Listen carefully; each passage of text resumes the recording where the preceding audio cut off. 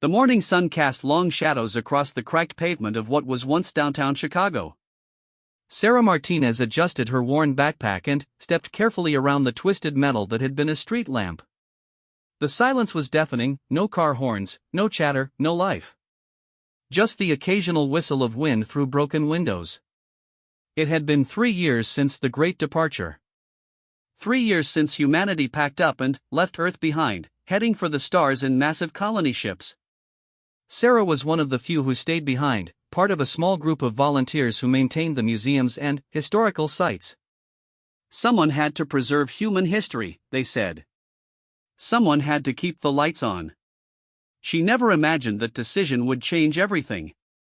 The Chicago Museum of Science and Industry loomed before her, its neoclassical columns still standing proud despite everything. Sarah pulled out her key card and swiped it at the entrance. The heavy doors slid open with a soft hiss, revealing the familiar darkness within. As she stepped inside, motion sensors triggered the emergency lighting system. Row after row of exhibits flickered to life, casting an eerie glow over humanity's greatest achievements. The space shuttle replica hung suspended from the ceiling, while below, interactive displays showed everything from early computers to advanced robotics. Sarah made her rounds as she had every day for the past 3 years. Check the climate control systems. Ensure the backup generators were functioning. Record any changes in the exhibits. It was routine work, but important. These artifacts represented thousands of years of human innovation. She was examining a display case containing early semiconductor technology when she heard it, a low humming sound that seemed to come from everywhere at once. Sarah froze, her hand hovering over her tablet. In 3 years of solitude, the only sounds in the museum had been her own footsteps and the quiet hum of machinery. The humming grew louder, then, suddenly, stopped. Sarah held her breath, straining to listen. Nothing. Just her own heartbeat thundering in her ears. Then, the lights went out. Emergency power kicked in seconds later, bathing everything in a red glow. Sarah fumbled for her flashlight, her hands shaking slightly. She had protocols for power outages, but this felt different. The air itself seemed charged with electricity. A new sound reached her ears, footsteps. But not human footsteps. These were too light, too quick, with an odd clicking quality that made her skin crawl. Sarah ducked behind a display case, trying to control her breathing. Fascinating, came a voice from somewhere in the darkness. It spoke English, but with an accent unlike anything Sarah had ever heard. The primitive mammals actually managed to split the atom. How quaint. More footsteps, heavier this time. Quaint? Another voice, deeper and with a different accent. This is crude fusion technology. Any species that develops faster than light travel would have surpassed this millennia ago. Sarah's mind raced. Aliens. There were aliens in her museum. She pressed herself deeper into the shadows, praying they wouldn't notice her. You missed the point, Korvax, the first voice continued. It's not about the sophistication of their technology. It's about the ingenuity. Look at this, they built these devices with materials that barely conduct energy efficiently. They shouldn't have been able to create working fusion reactors at all, yet here we are. The Zephyrians are collectors of curiosities, the deeper voice rumbled. We Drachmari understand practical application. This technology, primitive as it is, shows promise. With proper refinement, it could be useful. Sarah carefully peered around the edge of the display case. 2 figures stood near the nuclear energy exhibit, illuminated by the red emergency lighting. The first was tall and slender, with pale blue skin and large dark eyes. Its movements were graceful, almost dance-like. The second was shorter but much more muscular, with gray skin that looked like it was made of stone. Both wore form-fitting suits that seemed to shimmer in the dim light. Useful for what? The blue alien asked. Your people's endless wars? Peace through superior firepower has served the Drachmari Empire well for 10,000 years, the gray one replied. These humans understood that principle. Their military technology shows remarkable innovation for such a young species. The blue alien moved to another display case, examining what appeared to be an early computer. My people see different potential. Look at their information systems, crude binary code, yet they managed to create networks spanning their entire planet. Imagine what we could learn from studying their approach to data storage and retrieval. Sarah realized she was witnessing something unprecedented. Two alien species, apparently rivals, were studying human technology with intense interest. But how had they gotten here?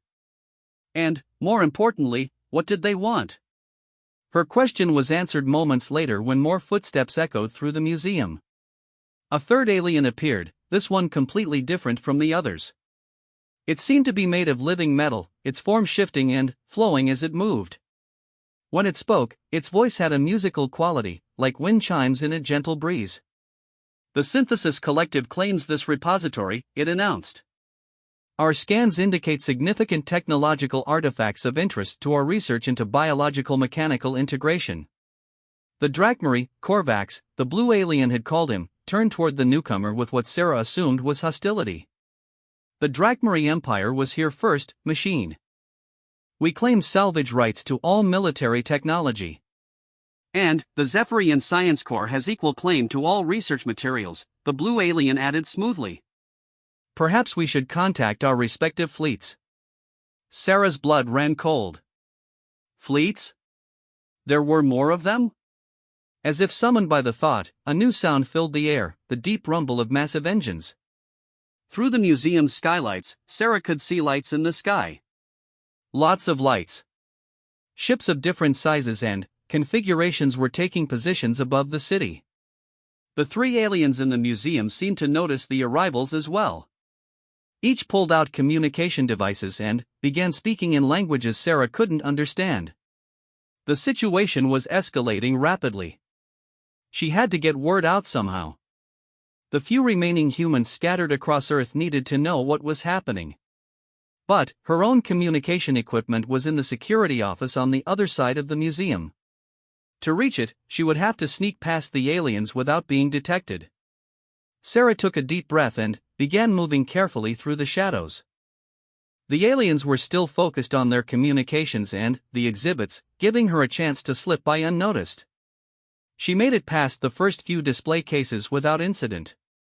Then, her foot caught the edge of a loose floor tile. The sound echoed through the museum like a gunshot. All three aliens turned in her direction, their various scanning devices lighting up the darkness. Sarah found herself pinned in their collective gaze, frozen like a deer in headlights. A survivor, the Zephyrian said with what might have been surprise. How unexpected.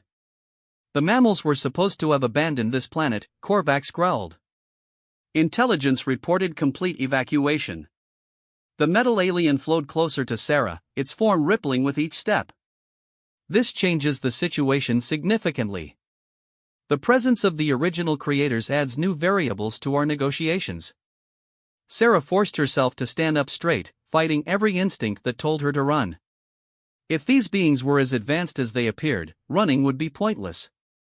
Better to try communication. Welcome to Earth, she said, proud that her voice remained steady. I'm Sarah Martinez, Curator of Technological Preservation. Can I help you with something? The three aliens exchanged what she assumed were meaningful looks. The Zephyrian spoke first. You are the guardian of this repository? One of them, Sarah admitted. We maintain these facilities for historical and educational purposes. Educational, the metal alien mused. Fascinating. Your species preserved knowledge even after departing your homeworld. This suggests a level of cultural sophistication our initial surveys did not detect. Korvax stepped closer, and Sarah could see that his stone-like skin was actually covered in intricate markings that glowed faintly. What other repositories exist? What other technologies have your people preserved? Sarah's mind raced. These aliens were clearly interested in human technology, but she had no idea what their intentions were. Were they here to study and learn, or to steal and exploit? The mention of fleets and claims suggested the latter. There are museums and research facilities across the planet, she said carefully. Each specializes in different aspects of human development and achievement. Military facilities? Korvax pressed. Scientific installations, the Zephyrian added. Industrial complexes, the metal being chimed in. Sarah realized she was at a crossroads. Whatever she said next could determine not just her own fate, but, potentially, the fate of human legacy. These aliens had found Earth's museums, but they might not know about all of them yet. She could guide them toward peaceful, scientific exhibits, or she could reveal the locations of more dangerous technologies. The weight of that responsibility settled on her shoulders like a lead blanket. Outside, more ships were arriving, their lights turning the night sky into a constellation of alien ambition. Soon, this wouldn't be a conversation between four beings in a museum.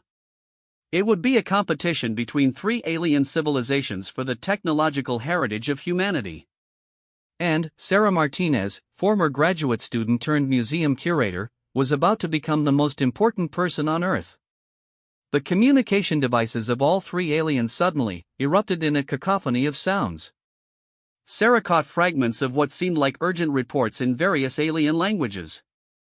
Through the museum's windows, she could see the night sky filling with more and more ships, their formations growing larger and more organized by the minute.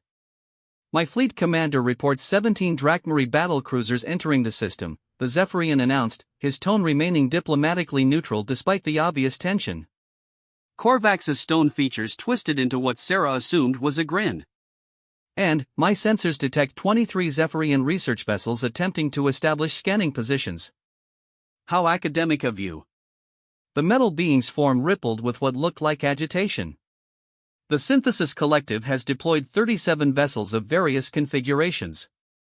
We do not recognize the authority of biological civilizations in matters of technological preservation. Sarah watched this exchange with growing alarm. What had started as a simple discovery was rapidly becoming an interstellar incident. She needed to understand what these beings really wanted and how she might influence the situation before it spiraled completely out of control. "Excuse me," she said, stepping forward despite her fear. "But what exactly are you hoping to find here?" "These are educational displays, not active technology." The Zephyrian turned his large dark eyes toward her. "You underestimate your own species' achievements, Curator Martinez. What you call educational displays represent technological development paths that our civilizations never explored. Your people took unique approaches to energy generation, computing, and materials science." "Unique and useful," Korvax added grimly. "The Drachmarie Empire has studied thousands of species across the galaxy. Most follow predictable technological evolution patterns. Your humans did not. You developed solutions that should not have worked, yet somehow did." The metal being flowed closer to a display showing early robotics. "The Synthesis Collective is particularly interested in your approaches to artificial intelligence development. Your species created thinking machines without fully integrating biological and technological components. This suggests alternative pathways to consciousness that we had not considered." Sarah felt a chill run down her spine. "You're talking about stealing our technology." "Stealing?" The Zephyrian's head tilted in what might have been confusion. "Your species abandoned this planet. These artifacts were left behind. By galactic law, they constitute salvage."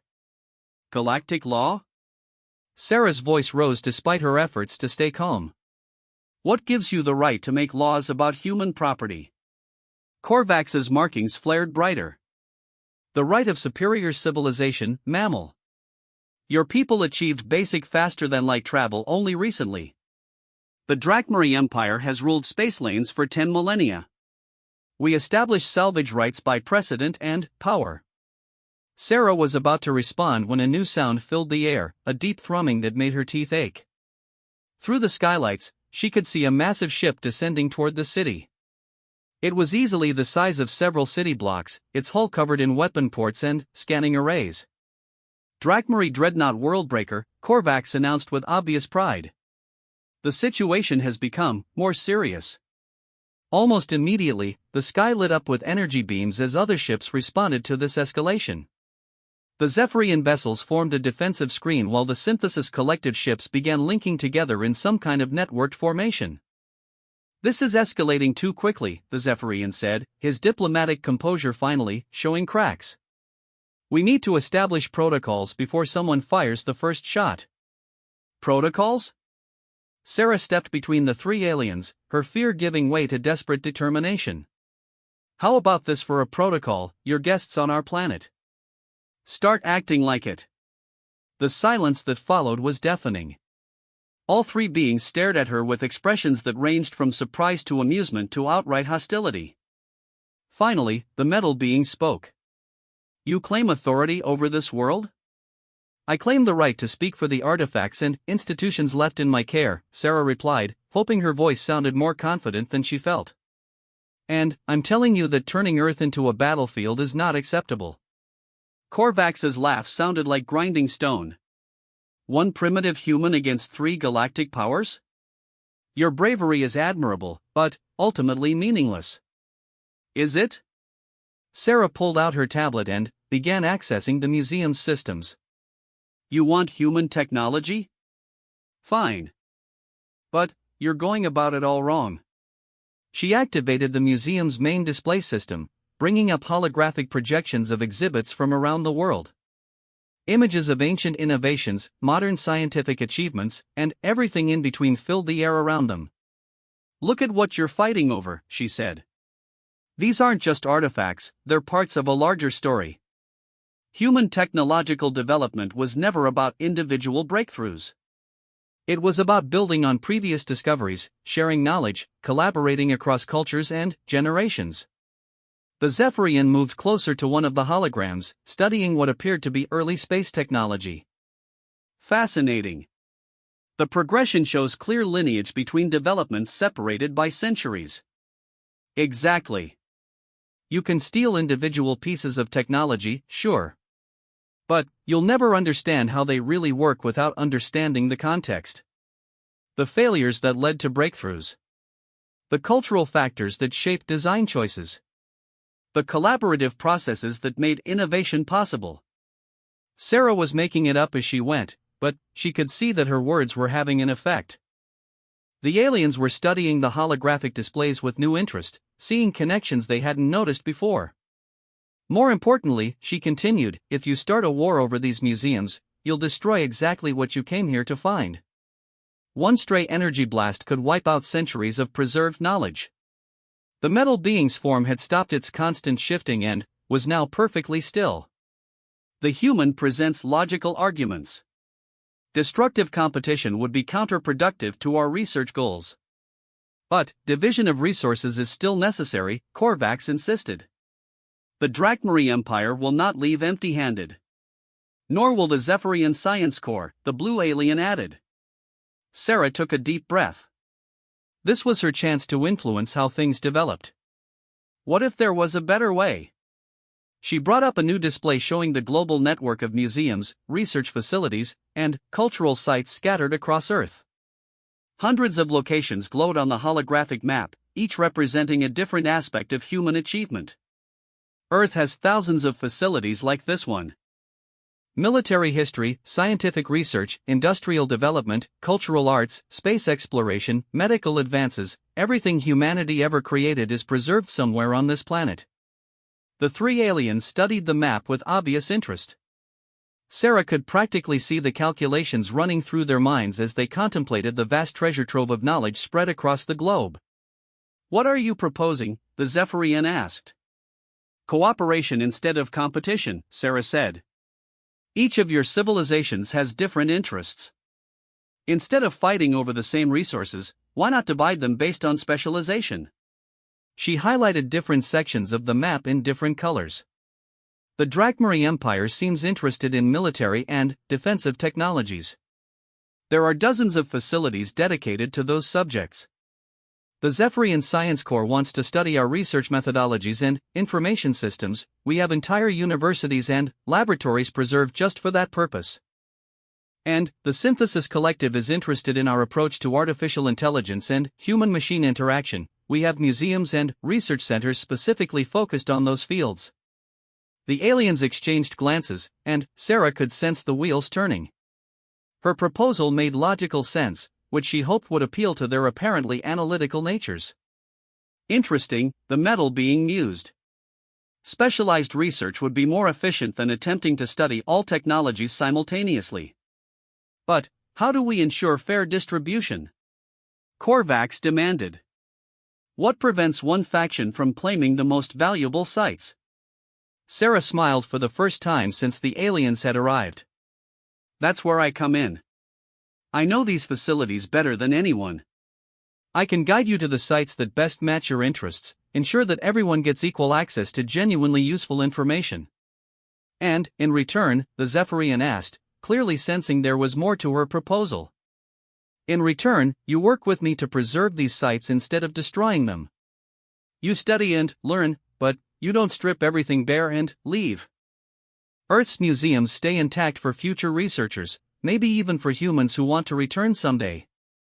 The communication devices began chattering again, and Sarah realized that the fleets above were probably wondering why the ground teams hadn't reported in with territorial claims yet. Time was running out for a peaceful solution. I need an answer, she pressed. Your fleets are getting twitchy up there, and I really don't want to see Chicago turned into a crater. The three aliens huddled together, their various communication devices translating between their languages in real time. Sarah couldn't follow the conversation, but she could sense the intensity of the debate. Finally, they separated and turned back to her. The Zephyrian Science Corps is willing to attempt this cooperative approach, the blue alien announced. But, we will need guarantees of exclusive access to our designated research sites. The Synthesis Collective concurs, the metal being chimed. Specialized study protocols would indeed be more efficient than destructive competition. All eyes turned to Korvax. The Drachmary representative was silent for a long moment, his glowing markings pulsing in what Sarah hoped wasn't an aggressive pattern. The Drachmary Empire does not typically engage in cooperative ventures with other species, he finally said. However, the potential value of this research may justify unusual approaches. Sarah felt a wave of relief wash over her. It wasn't a complete victory, but it was a start. Then, we have an agreement? We have the beginning of an agreement, the Zephyrian corrected. The details will need to be negotiated with our respective commands. But, the basic framework seems sound. I'll need to communicate with the other museum sites, Sarah said, already planning her next moves. Get them prepared for alien visitors, establish protocols for research access, set up security measures to protect the most sensitive materials. The aliens began activating their communication devices again, presumably to relay the new plan to their fleets. Sarah watched the lights in the sky begin to reorganize into less aggressive formations and allowed herself a moment of cautious optimism. She had managed to prevent a war, at least temporarily. But, now came the much harder task of making this unlikely partnership actually work. Three alien civilizations with thousands of years of technological advancement wanted to study human artifacts. The potential for both incredible discovery and catastrophic misunderstanding was enormous. Sarah Martinez, museum curator, was about to become Earth's first diplomatic coordinator for interstellar research cooperation. She just hoped she was up to the challenge. 3 weeks had passed since the initial alien arrival, and Sarah barely recognized her own life anymore. What used to be quiet days maintaining empty museums had transformed into a frantic coordination effort spanning the globe. Her modest curator's office in the Chicago Museum had become an impromptu diplomatic headquarters, complete with alien communication equipment and holographic displays showing research sites across 6 continents. The aliens had been true to their word about cooperation, but Sarah was learning that their interpretation of the concept was flexible. The Drachmary research team at the Pentagon Museum has exceeded their allocated study time by 14 hours, announced Zara, the Zephyrian liaison who had become Sarah's primary contact. Her people had provided Sarah with a universal translator, a small device that made communication possible but couldn't completely bridge the cultural gaps. Sarah rubbed her temples and pulled up the global monitoring display. Red warning indicators were flashing at dozens of sites across the planet. What exactly are they doing over there? According to their reports, they have discovered what they term ingenious defensive concepts in the human military archives, Zara replied. General Korvax has requested an extension of their research period and additional access to classified materials. Classified materials that we agreed would remain sealed, Sarah pointed out. The early negotiations had established clear boundaries about sensitive information, but those boundaries were constantly being tested. A new voice joined the conversation, the melodic chiming of Chorus, the synthesis collective representative. Their people didn't seem to use individual names, instead identifying themselves as parts of a larger collective consciousness. The biological entities at the MIT facility have also requested expanded access. They wish to examine human quantum computing research that was not part of their original allocation. Sarah brought up the MIT site on her display. The Zephyrians had been given access to study human information systems and research methodologies, but quantum computing was supposed to be shared territory between all three factions. Let me guess, Sarah said, they want exclusive access for their own specialized research purposes. Precisely, Chorus confirmed. This pattern is repeating at multiple sites. Each faction seeks to expand their territorial claims while maintaining the facade of cooperation. Sarah wasn't surprised. She had hoped that the initial agreement would hold longer, but she understood the pressures involved. Each alien civilization was reporting back to their respective governments about the incredible discoveries they were making. The temptation to claim more territory was apparently universal. Her communication console lit up with an urgent message from Dr. James Chen, one of the few remaining humans on Earth. He was stationed at the Smithsonian in Washington, D.C., working with a Drachmarie research team. Sarah, we have a problem, his voice crackled through the speakers. The Drachmarie team just discovered the classified weapons research archive. They're demanding access to everything, including the experimental energy weapons projects. They're saying it falls under their military technology mandate. Sarah's blood ran cold. The Experimental Weapons Archive contained research into some of humanity's most dangerous theoretical technologies, projects that had been abandoned not because they didn't work, but because they worked too well. James, under no circumstances are you to grant them access to those materials, Sarah said firmly. Those projects were classified for good reasons. I tried to explain that, but they're not listening. General Korvax says that as representatives of a superior military civilization, they have the right to evaluate all defensive technologies. He's threatening to contact his fleet if we don't comply. Before Sarah could respond, alarms began blaring throughout her makeshift command center. The holographic display showed massive energy signatures appearing near several research sites around the globe.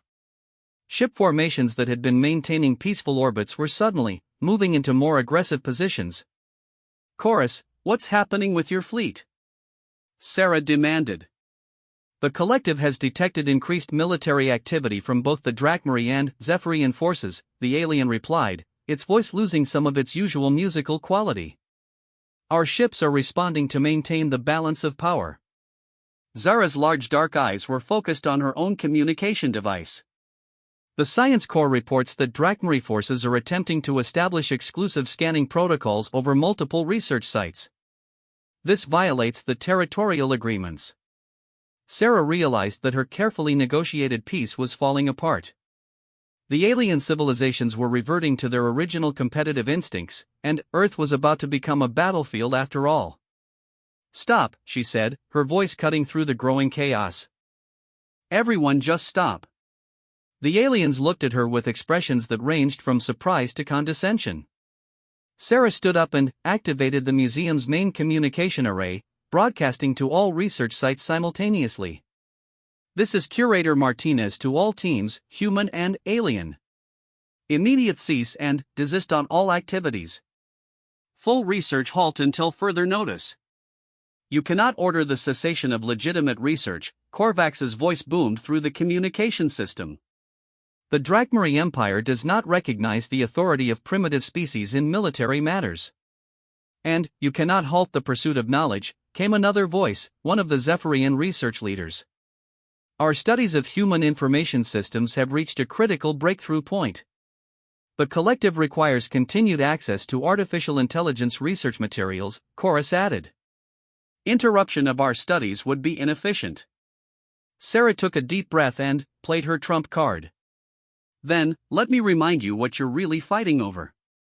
She activated a new display, one that she had been preparing for exactly this situation. Instead of showing the locations of museums and research sites, it showed something much more important: the complete network of human knowledge preservation systems. You see research facilities and want to claim territory, Sarah said. But you're missing the bigger picture. Everything you're studying is connected to everything else. The military technologies you want, General Korvax, were developed using information systems that the Zephyrians are studying. Those information systems were built using artificial intelligence concepts that the Synthesis Collective is researching. She highlighted the connections between different research areas, showing how human technological development had been a web of interconnected discoveries rather than isolated breakthroughs. More importantly, you're all making the same fundamental mistake. You think human technology is valuable because of what it can do. But that's not why it's special. Sarah brought up records from the past 3 weeks, detailed logs of everything the aliens had discovered during their research. Look at your own reports, she continued. The Drachmarie found 17 different approaches to energy shielding that shouldn't work according to their physics but somehow do. The Zephyrians discovered information storage methods that violate their efficiency principles but achieve better results than their own systems.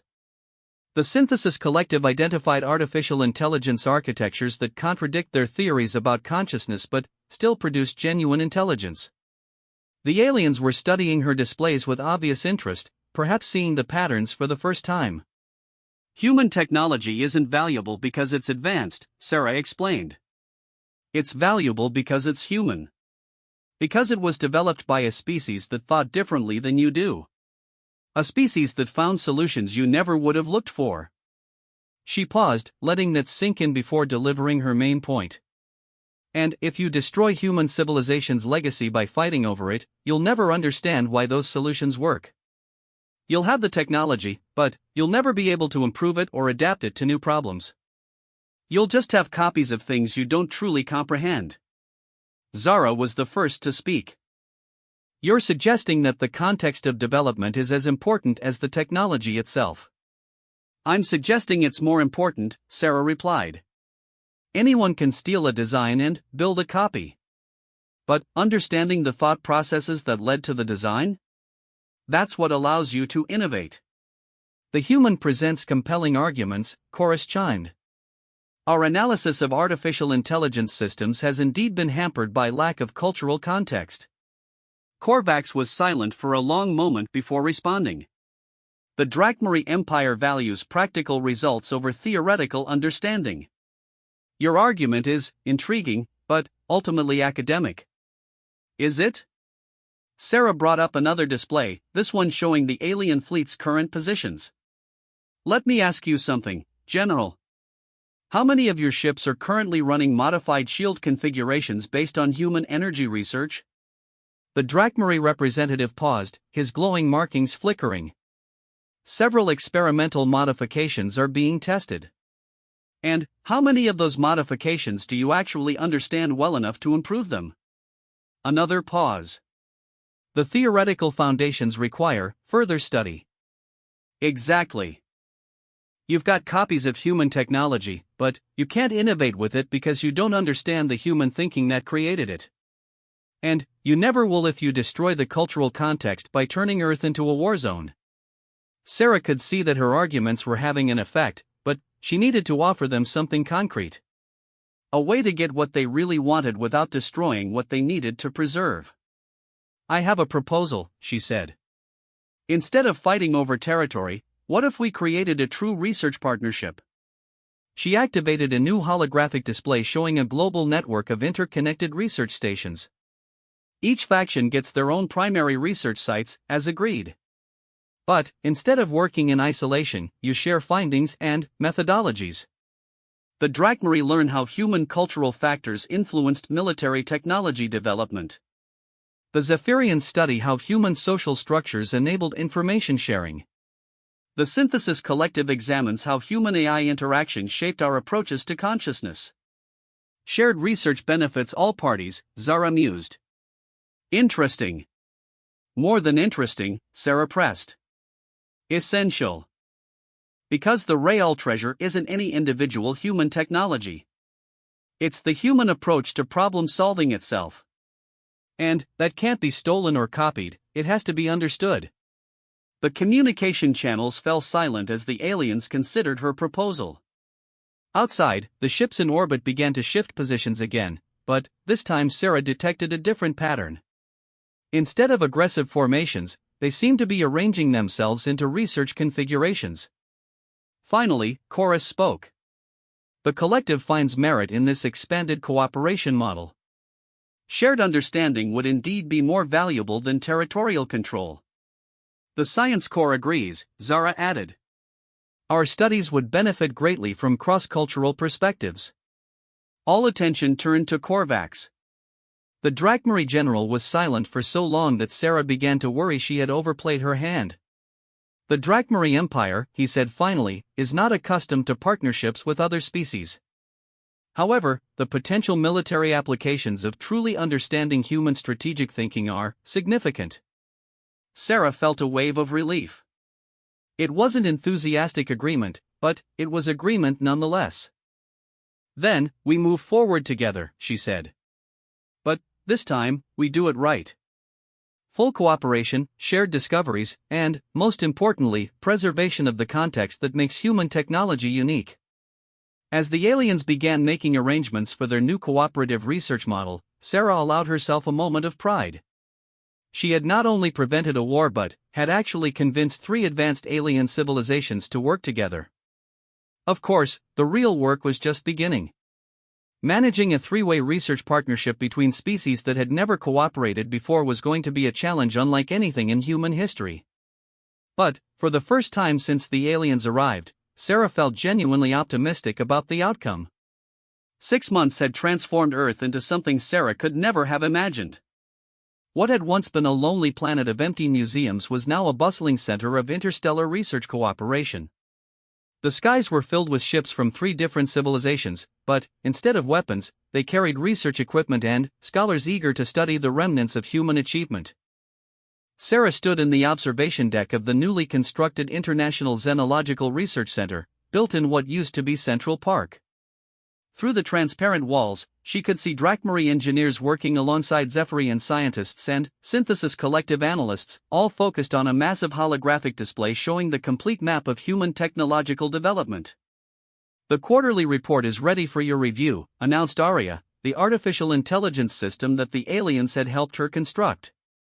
It was built using a fascinating combination of human AI principles, Zephyrian information theory, and Synthesis Collective consciousness integration.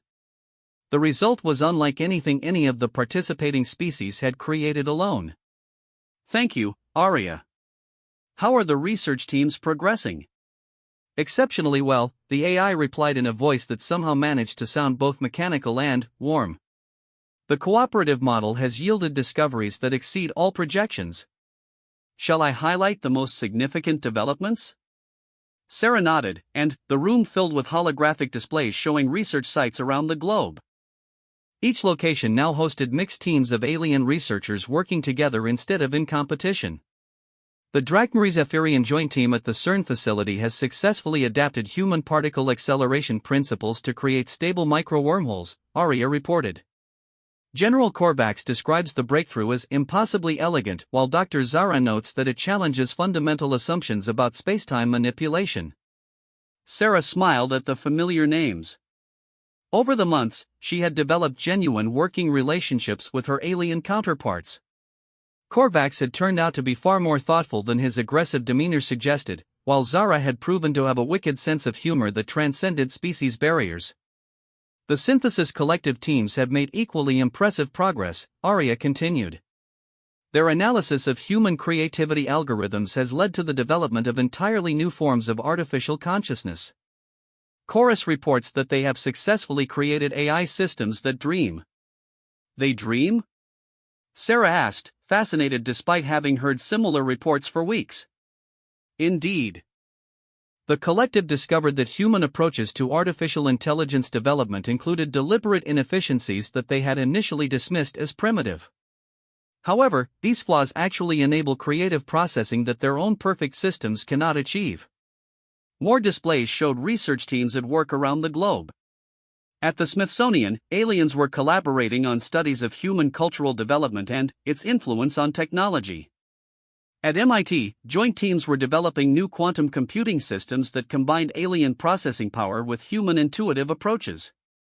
At the Pentagon Museum, researchers were creating defense systems that prioritized protection over destruction, a concept that had been foreign to the militaristic Drachmarie until they studied human peacekeeping technologies. Perhaps most significantly, Arya added, all three civilizations have begun implementing human-inspired modifications to their own technologies. The Drachmarie Empire has reported a 37% improvement in fleet efficiency after adopting human crew rotation and morale management protocols.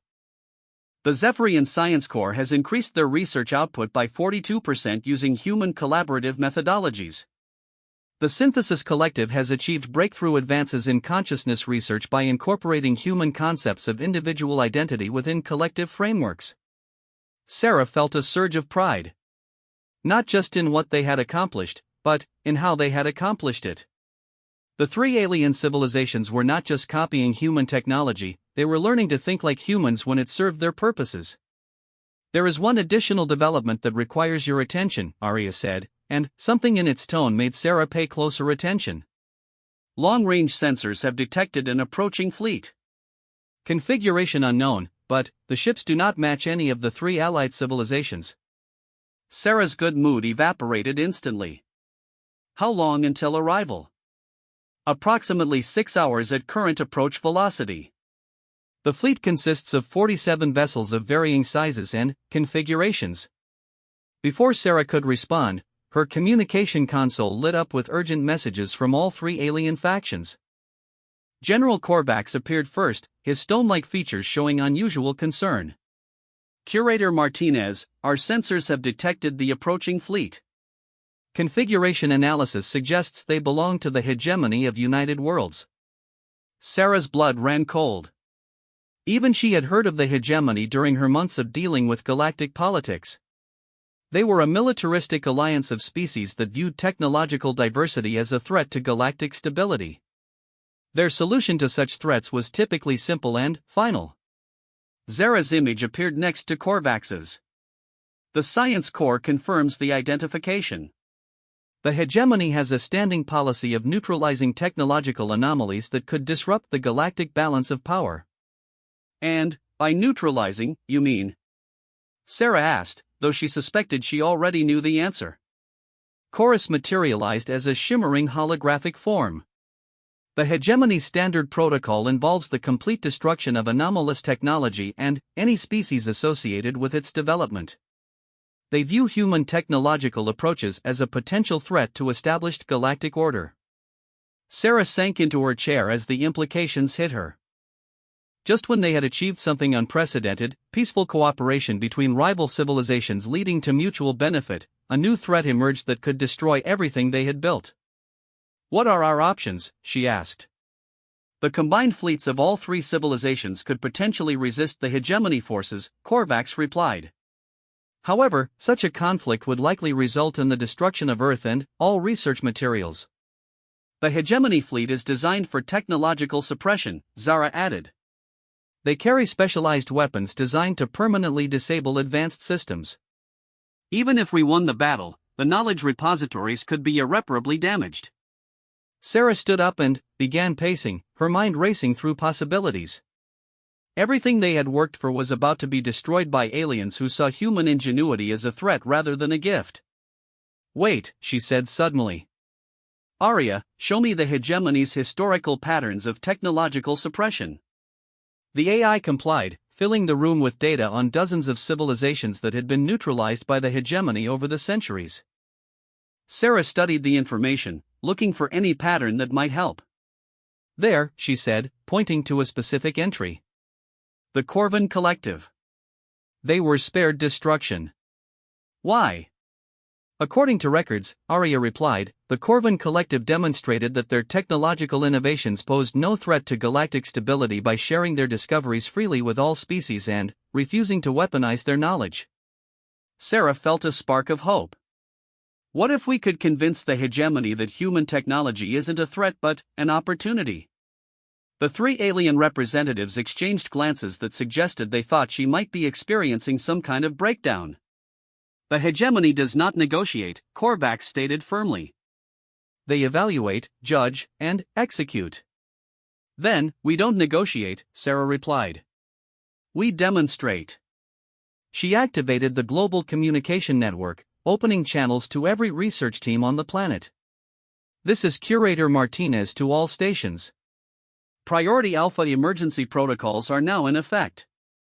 I need every team to prepare immediate demonstrations of their current research projects. Full documentation, live testing, the works. Sarah, what are you planning? Zara asked. The hegemony sees human technology as a threat because they think we're developing superior weapons or defenses that could upset the galactic balance of power. But that's not what we've been doing here, is it? Understanding began to dawn in the aliens' expressions. We've been developing better ways to cooperate, Sarah continued. Better ways to share knowledge, to solve problems together, to create instead of destroy. That's not a threat to galactic stability, it's exactly what the galaxy needs. She activated the main display, showing the real results of their 6 months of cooperation. Not weapons or super technologies, but improved diplomatic protocols, enhanced research methodologies, better cultural exchange systems, and more efficient resource sharing techniques. Arya, open a direct communication channel to the approaching hegemony fleet. Full broadcast, all frequencies. Sarah, this could be suicide, Zara warned. Or it could be the most important presentation of my life, Sarah replied. Arya, are they receiving? Affirmative. Channel open. Sarah took a deep breath and addressed the approaching fleet. Hegemony Forces, this is Curator Sarah Martinez, coordinator of the Earth Research Cooperative. I understand you're here to evaluate the threat posed by human technology. I invite you to observe our research before making your judgment. The response came almost immediately, a cold mechanical voice that seemed devoid of emotion. Hegemony Fleet Command acknowledges transmission.